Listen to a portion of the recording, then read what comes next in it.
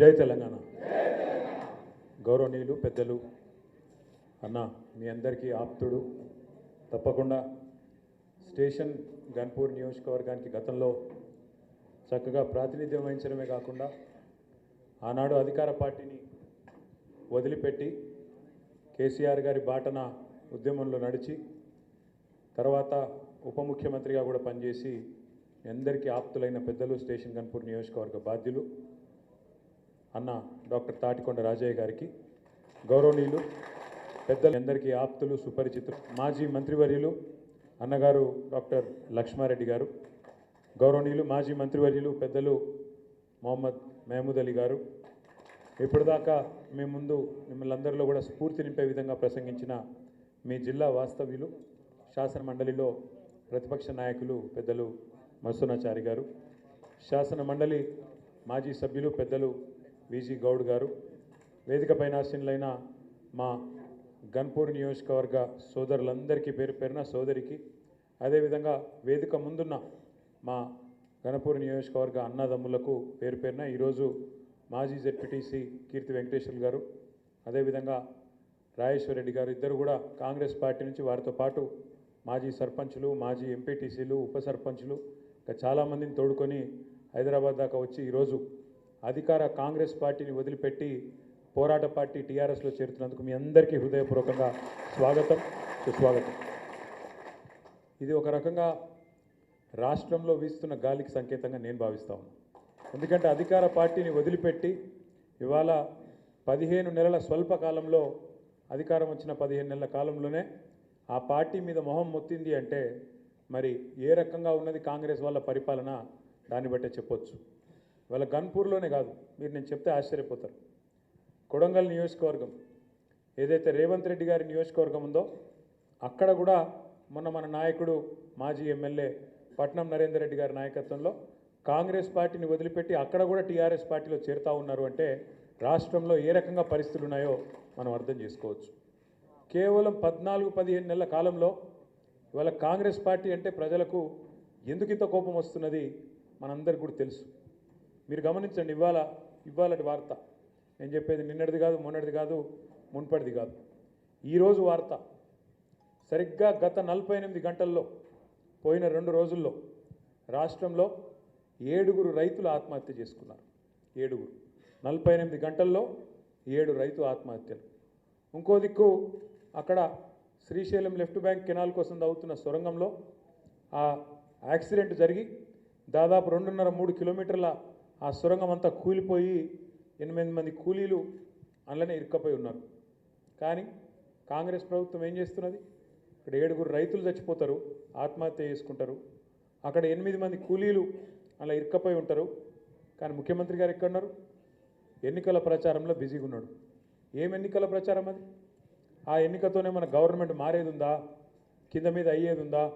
ఒక ఎమ్మెల్సీ ఎన్నిక ప్రచారం, దానికోసం హెలికాప్టర్ వేసుకొని పోయి అక్కడ ఎన్నికల ప్రచారంలో ముఖ్యమంత్రి గారు సిద్విలాసంగా మాట్లాడుతున్నాడు.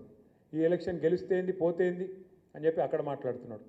అంటే వెనుకటికి రోమ్ నగరంలో, రోమన్ సామ్రాజ్యంలో ఒక చక్రవర్తి ఉన్నాడట, ఆయన పేరు నీరో. రోమ్ నగరం అంటుకొని తగలబడిపోతుంటే ఆయన మాత్రం ఫిడేల్ వాయించుకుంటూ కూర్చున్నాడట. రేవంత్ రెడ్డి గారి కథ కూడా గట్లే ఉన్నది. ఎందుకంటే ఓదికి ఇక్కడ 7 రైతుల ఆత్మహత్య 48 గంటల్లో, 8 మంది కూలీలు ముఖ్యమంత్రి గారి సొంత జిల్లాలో అక్కడ సొరంగంలో ఇరుక్కొని పోయి ఉన్నారు. ఇది ఏది సోయి లేదు ఆయన మాత్రం ఆయన పాటికి ఆయన ఇవాళ చక్కర్లు కొడుతూ గాలి మోటార్లు తిరుగుతూ గాలి మాటలు చెప్తూ మళ్ళీ ఢిల్లీకి పోయినట 36సారి. ఇప్పుడే నాకు అర్జెంటు పని ఉన్నదని ఢిల్లీకి పోయినట. 35 సార్లు పోయి పీకింది ఏంది, 36సారి పోయి పీకేది నాకు ఇలా అడుగుతా. 36 సార్లు. నేను నాకు కోపంతో చెప్తలేను, కేవలం మీరు ఆలోచించమని కోరుతున్నా. 35-36 సార్లు పోయి కనీసం మంత్రివర్గ విస్తరణ కూడా చేసుకోలేకపోతున్నాడు. ఇంకా అందులో కూడా 6 ఖాళీలు ఉన్నాయి, అది కూడా పూర్తి చేసుకోలేడు. కనీసం రాష్ట్రానికి హోంమంత్రి లేడు, విద్యాశాఖ మంత్రి లేడు, సంక్షేమ శాఖ మంత్రి లేడు, అవి కూడా నియమించుకోలేని అసమర్థుడు ఈయననట. పెద్ద పెద్ద మాటలు, కేసీఆర్ను మాయం చేస్తా అంటాడు, కేసీఆర్ ఆనవాళ్ళు లేకుండా చేస్తా అంటాడు.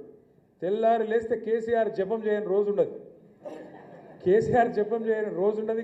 నోరిప్పితే నోరు తెరిస్తే కేసీఆర్ తప్ప ఇంకోటి యాదికి రాదు. నిద్రలో కూడా కేసీఆర్ యాదికి వస్తాడు, అది కూడా పక్కా. వాస్తవం ఏంటంటే నిజంగా చెప్తున్నా, ఇది మీకు తెలుసు, నాకు తెలుసు, రేవంత్ రెడ్డి కూడా తెలుసు. వాస్తవం ఏంటంటే నిజానికి రేవంత్ రెడ్డి గారు కూడా ఎలక్షన్లకు ముందు, అసెంబ్లీ ఎలక్షన్ల ముందు వాళ్ళ దగ్గర దోస్తులకు చాలామందికి చెప్పుకున్నాడు, ఈసారి మనం గెలుస్తలేము, మనకు 40 సీట్ల దాకా వస్తాయి, ఈసారి ప్రతిపక్షంలో ఉండాలి, గట్టిగా కొట్లాడాలి, కేసీఆర్ ఉన్న రోజులు మనం గెలవం, అటెన్గా చూసుకుందాం వచ్చే 5 ఏళ్ళకని చెప్పుకున్నాడు అందరికీ. కానీ ప్రజలు అడిమారి గుడ్డి దెబ్బలు ఇక తలిగింది, అట్లా లక్కీ లాటరీ తలిగింది. ఎందుకు నమ్మిండ్రు? ఏం నమ్మిండ్రు? ₹1,00,000 కేసీఆర్ ఆడపిల్ల పెళ్ళికి ఇస్తుంటే ఏం చెప్పిండి ఈయన? కేసీఆర్ గారు ఇచ్చే 1,00,000 పెళ్ళి అయిపోయినాక వస్తుంది, పెళ్ళి అయిపోయి పిల్లలు పుట్టేటప్పుడు వస్తుంది. మీరు ఇట్లా లగ్నపత్రిక పెట్టుకోగానే ₹1,00,000తో పాటు తులం బంగారం ఇస్తా అని చెప్పి ఆడపిల్లల మనసు కొల్లగొట్టిండు. అట్లే రైతులకేం చెప్పిండు? రైతన్నలందరికీ కేసీఆర్ బిచ్చమేసినట్టు 10,000 ఇస్తుండు, నేను 15,000 ఇస్తా. కేసీఆర్ ₹1,00,000 మాఫ్ చేసిండు, నేను 2,00,000 మాఫ్ చేస్తా.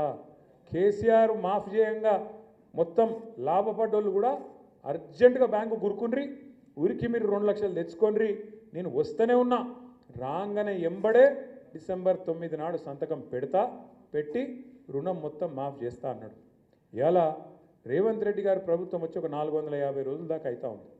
450 మంది రైతులు రోజుకొక్కరు చొప్పున చచ్చిపోయారు ఈరోజు వరకు ఆత్మహత్య చేసుకొని. మనం ఆలోచించాలి, మరి కేసీఆర్ ప్రభుత్వంలోనేమో ఈ పరిస్థితి లేకుండే. కేసీఆర్ ప్రభుత్వంలో మనం చెప్పుకున్నాడు కాదు, కేంద్ర ప్రభుత్వం పార్లమెంట్లో చెప్పింది, రైతు ఆత్మహత్యలు భారతదేశంలో అత్యధికంగా తగ్గించింది కేసీఆర్ ప్రభుత్వం, తెలంగాణ రాష్ట్రం అనే మాట మనం చెప్పుకున్నాడు కాదు, కేంద్రం ప్రభుత్వం పార్లమెంట్లో చెప్పిన మాట. మళ్ళీ ఒక్కసారి ఆత్మహత్యలు ఎందుకు చాలైనాయి? ఏం జరుగుతున్నది? ఇది కాలం తెచ్చిన కరువా, కాంగ్రెస్ తెచ్చిన కరువా? మనం అర్థం చేసుకోవాల్సిన అవసరం ఉంది.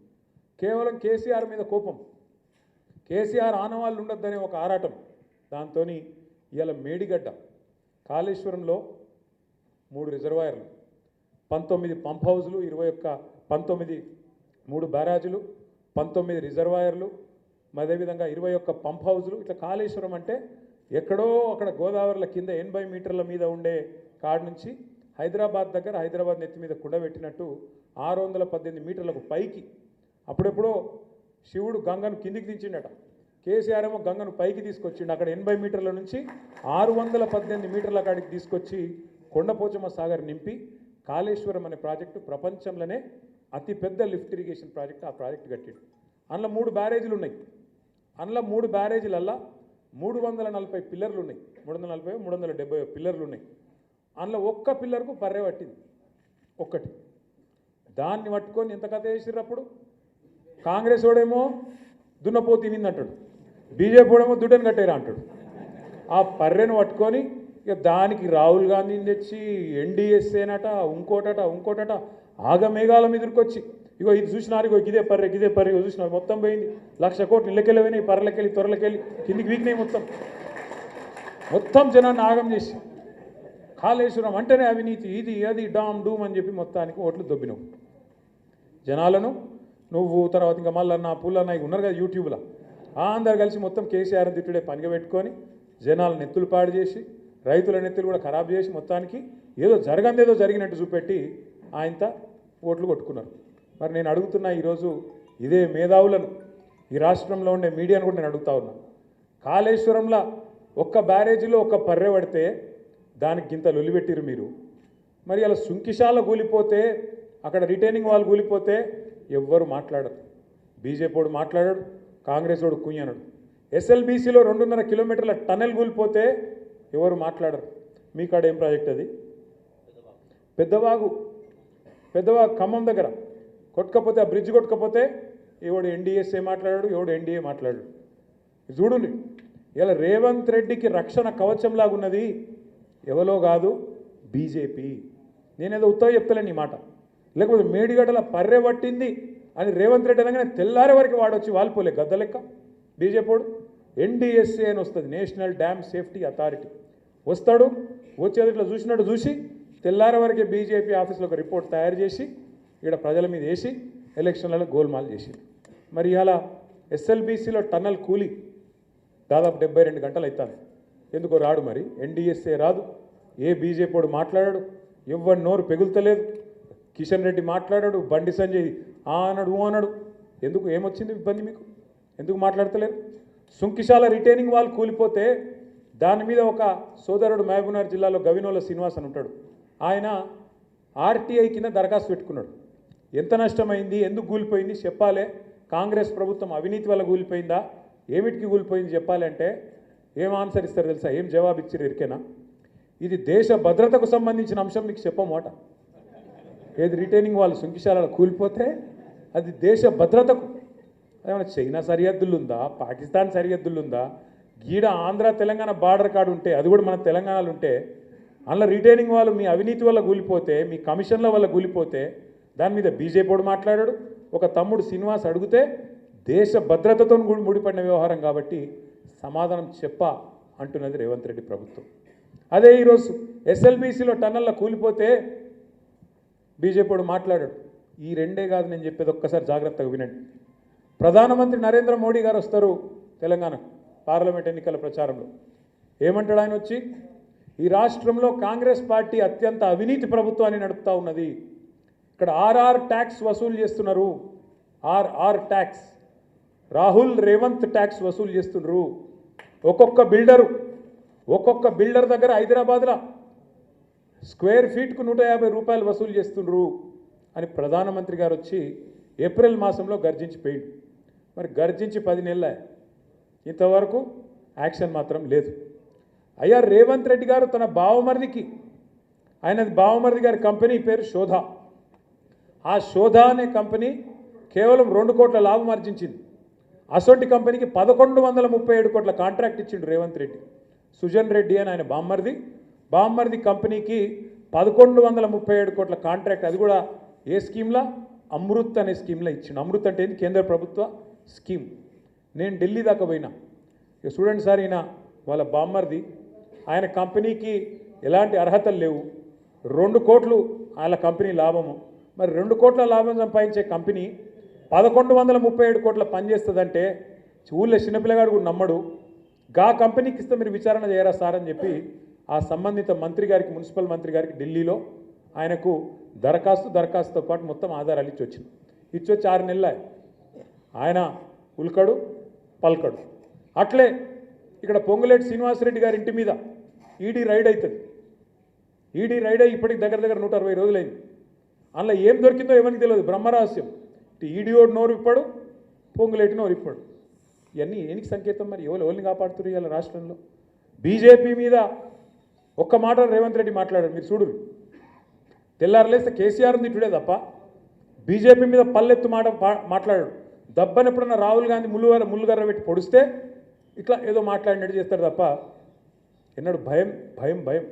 ఏం జరుగుతుంది రాష్ట్రంలో? ఏం జరుగుతుంది అంటే తెలుసు, కాంగ్రెస్కు తెలుసు, బీజేపీకి తెలుసు.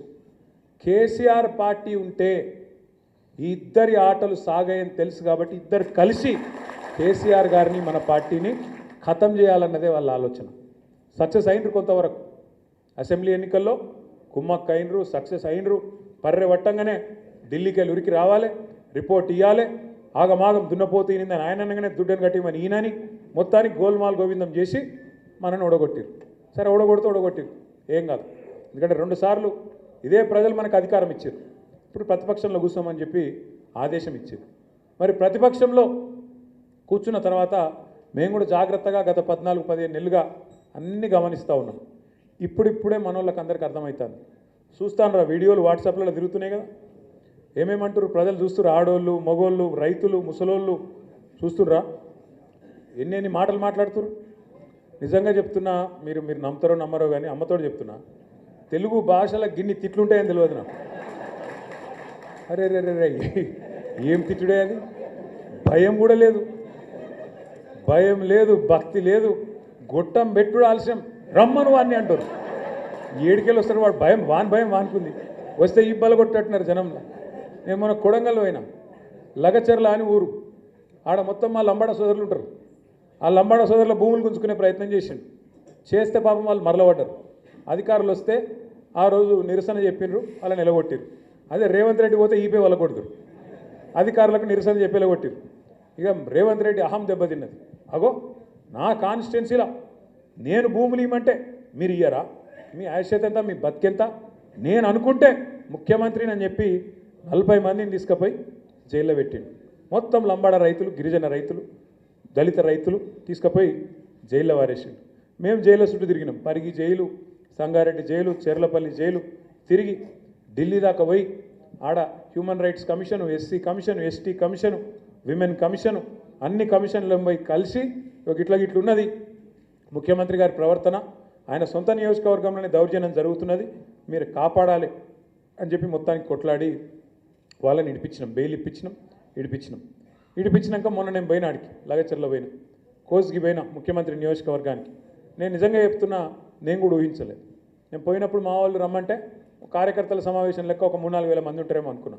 కానీ అక్కడ పోయి చూస్తే 25-30 వేల మంది కొడంగల్ నియోజకవర్గంలోనే కదం దొక్కి మళ్ళా కాంగ్రెస్ పార్టీని మొలకెత్తకుండా తొక్కి పెడతాం, రేవంత్ రెడ్డిని కూడా తరిమి కొడతామనే విధంగా అక్కడ మా లంబాడ సోదరులు, అదేవిధంగా కొడంగల్ సోదరులు ముందుకొచ్చి ప్రతిజ్ఞ తీసుకున్నారు. మరి ఇక రేవంత్ రెడ్డికే దిక్కు లేకపోతే మీ కడియం శ్రీహరి ఉంటాడా నేను అడుగుతా ఉన్నాను. ఆయన పరిస్థితి ఏంది అసలు?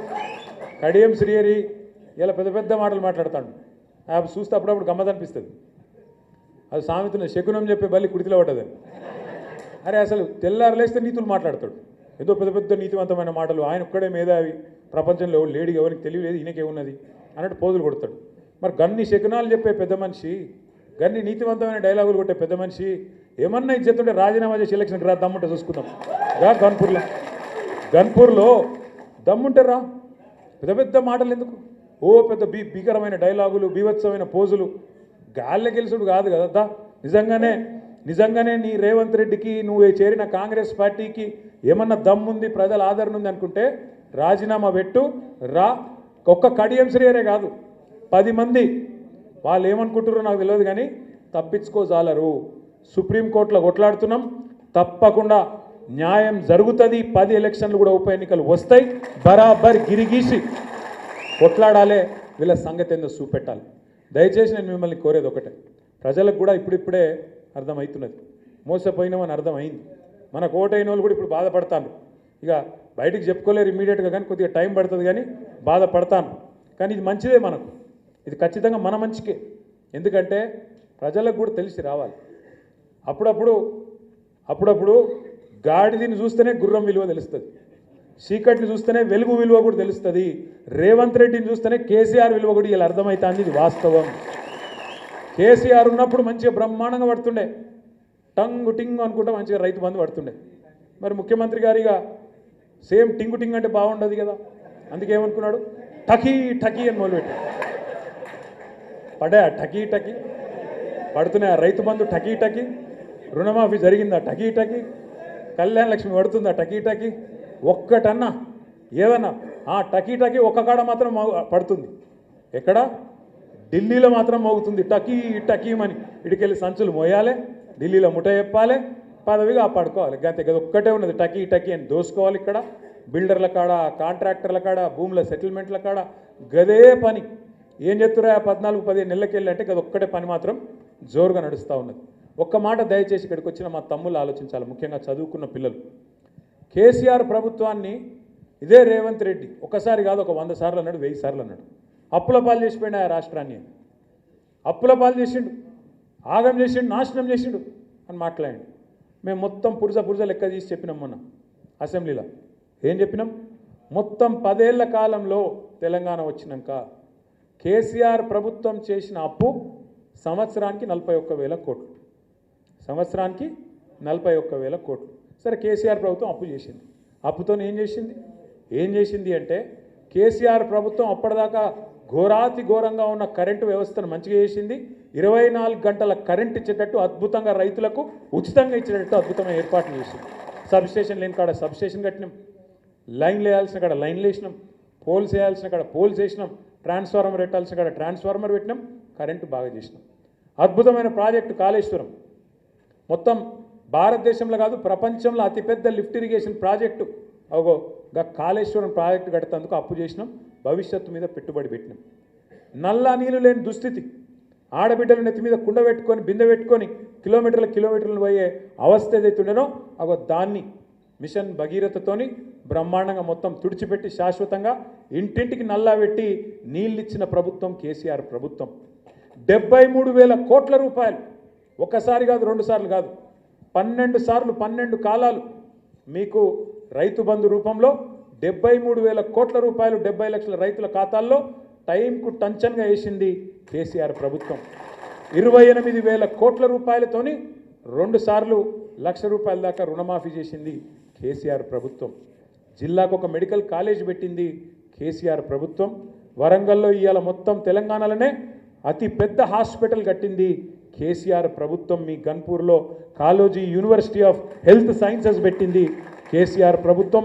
మీ పక్కనే ఉన్న పరకాల్లో భారతదేశంలోనే అతిపెద్ద టెక్స్టైల్ పార్కు పెట్టింది కేసీఆర్ ప్రభుత్వం. మరి ఏం చేసిండు కేసీఆర్? సంవత్సరానికి 40,000 కోట్ల అప్పు చేసి అంటే నన్ను చదువుమంటూ ఇంకో గంట చదువుతా. 200 గురుకుల పాఠశాలలు ఉంటే దాన్ని 1022 చేసిండు కేసీఆర్ ప్రభుత్వం. మరి నేను అడుగుతున్నా రేవంత్ రెడ్డి గారు, ఆనాడు మిషన్ కాకతీయ ఇంకా చాలా ఒకటిగా అది చెప్పాలంటే చాలా. ఆ రోజు అన్నవు నువ్వు కేసీఆర్ను 40,000 కోట్ల అప్పు చేసిండు సంవత్సరానికి అని అన్నవు. మరి ఇవాళ నీ ప్రభుత్వం వచ్చినాక 14 నెలల్లో రేవంత్ రెడ్డి ప్రభుత్వం చేసిన అప్పు ఎంతో ఎరికేనా మీకు? 1,50,000 కోట్లు. 1,50,000 సంవత్సరానికి 40,000 కోట్ల అప్పు చేస్తేనేమో 40,000 తిట్లు తిట్టిరు మీరు. మరి 1,50,000 కోట్ల అప్పు నువ్వు చేస్తేవి. ఇప్పుడు కేసీఆర్ ఏం చేసిండు? అప్పు చేసి అంటే మంచిళ్ళు ఇచ్చిండు, సాగునీరు ఇచ్చిండు, కరెంటు తెచ్చిండు, మెడికల్ కాలేజీలు కట్టిండు, కొత్త దవాఖానాలు కట్టిండు. నేను అడుగుతున్నా రేవంత్ రెడ్డి గారు, 1,50,000 కోట్ల అప్పు చేసినావు, ఒక్క స్కీమ్ చాలు చేసినావా? కొత్తగా ఒక్క పథకం ఒక్కటంటే ఒకటి, ఒక ఫ్రీ బస్సు తప్ప. ఇక ఆ ఫ్రీ బస్సు ఎంత అందంగా ఉందో నాకంటే బాగా మీకేరు.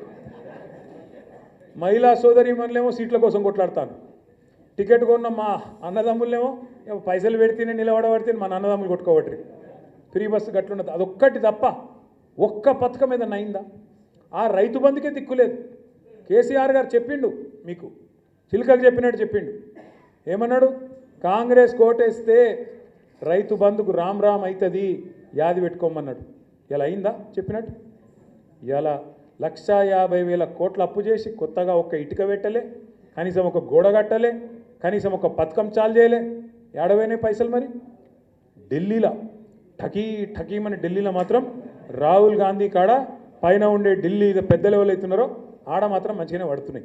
అందుకే రేవంత్ రెడ్డి ఈడ మార్కులు పడుతున్నాయి, దుకాణం నడుస్తాను. నేను మీ అందరినీ కోరేది ఒకటే, సరే కొంతమంది పోవచ్చు, నిజంగా కూడా కుండ వలిగింది కానీ కుక్క బుద్ధి తెలిసిందని గన్పూర్లో కూడా ఎవలేందో మనకు అర్థమైంది. గన్పూర్లో ఎవలేంది, ఎవల నీతి ఏంది, ఎవల నిజాయితీ ఏందో ఇలా ప్రజలకు అర్థమైంది, మనందరికి అర్థమైంది. ఇవాళ రాజయ్య గారి నేతృత్వంలో మీరు బ్రహ్మాండంగా పోరాటాల్లో ముంగట్టున్నారు. అన్ని మండల మీటింగ్లు బ్రహ్మాండంగా జరుగుతూ ఉన్నాయి. ఎప్పటికప్పుడు ఇక్కడ పార్టీ ఆఫీస్ కూడా రాజయ్య గారు చెప్తా ఉన్నారు, అన్న ఫలానా జరుగుతూ ఉందని. మనం కూడా తప్పకుండా రాబోయే రోజుల్లో, ఎందుకంటే ఇప్పుడు రైతులు ఒకరు కాదు ఇద్దరు కాదు 450 మంది పైచులకు ఆత్మహత్య చేసుకున్నారు రోజుకొకరు చొప్పున. ఇప్పుడు ఈ 48 గంటలని 7 ఆత్మహత్య చేసుకున్నారు.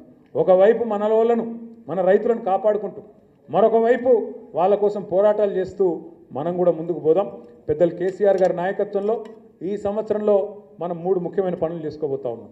ఒకటి, మన పార్టీ మెంబర్షిప్ కూడా కొత్తగా సభ్యత్వ నమోదు కార్యక్రమాన్ని, కమిటీల ఏర్పాటు, సంస్థాగత నిర్మాణం పటిష్టంగా కింది నుంచి మీ దాకా మనం దసరా వరకు పకడ్బందీగా చేసుకుందాం.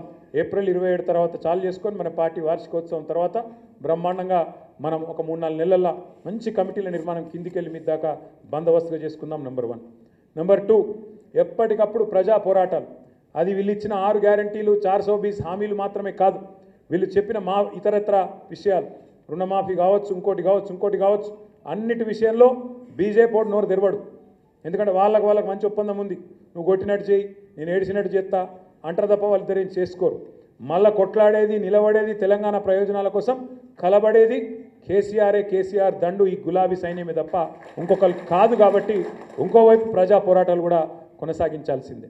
ఇక 3వ పని, మనం ఈ సంవత్సరం 24 ఏళ్ళు నిండి 25వ ఏట మనం పడతా ఉన్నాం. మన పార్టీ కూడా 25 ఏళ్ళ పార్టీ కాబోతా ఉంది.